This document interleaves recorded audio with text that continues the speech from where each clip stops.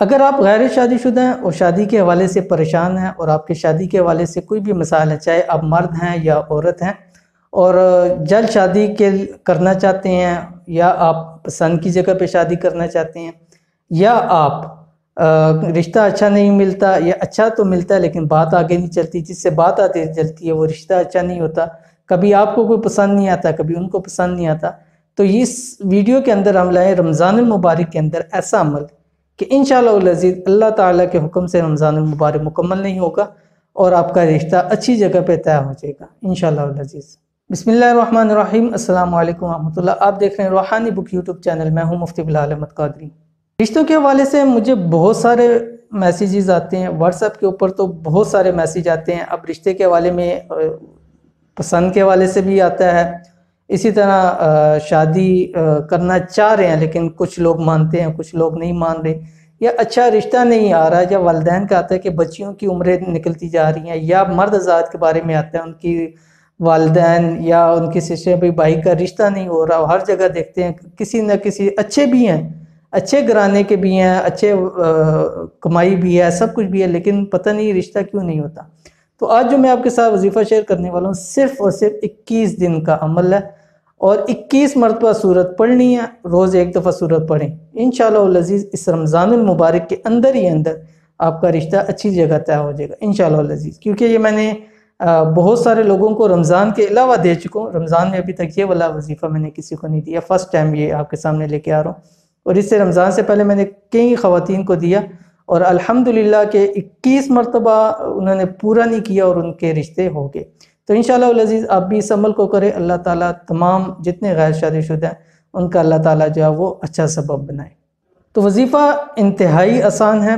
قرآن پاک کی 2 صورتیں ہیں، ایک سورت حامیم سجدہ ہے، اور دوسری سورت جو ہے وہ سورت طٰہٰ ہے، جو کہ 16ویں پارے کے اندر۔ اب کرنی یہ ہے کہ سورت طٰہٰ فجر کی نماز کے بعد روزانہ 1 مرتبہ پڑھنا ہے۔ آج کل اگر آپ سحری کے وقت پڑھ لیں، اگر سحری سے کرنے سے پہلے تہجد پڑھیں، تہجد کے بعد آپ 1 مرتبہ آپ نے سورت طٰہٰ پڑھنی ہے، اور اس سے پہلے 11 مرتبہ درود شریف درود ابراہیمی پڑھنا ہے، اور اس کے بعد اللہ تعالیٰ سے دعا کریں انشاءاللہ العزیز، اللہ پاک بہتر سبب بنائے گا۔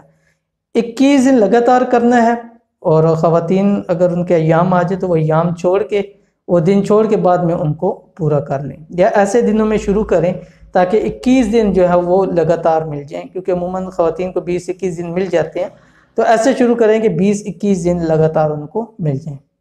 اور دوسری سورت حامیم سجدہ ہے، یہ مغرب کی نماز کے بعد یا افطاری کے بعد مغرب پڑھ لیں، اس کے بعد آپ نے سورہ واقعہ وہ لازمی پڑھنی ہے، اس کے بعد آپ نے سورت حامیم سجدہ 1 مرتبہ پڑھنی ہے، اور اسی کے ساتھ 11 مرتبہ درود شریف درود ابراہیمی اول اور درود ابراہیمی آخر، اور اس کے بعد دعا کریں۔ تو یہ لگاتار پڑھنی ہے۔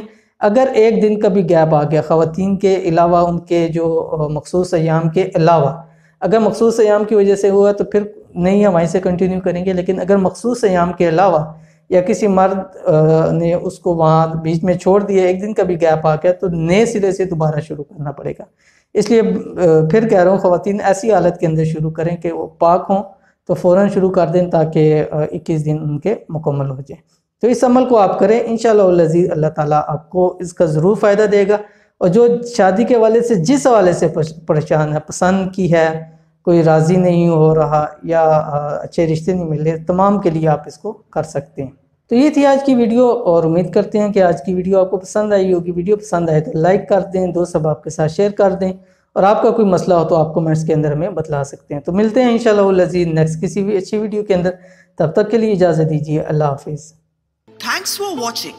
Don't forget to like, subscribe and share.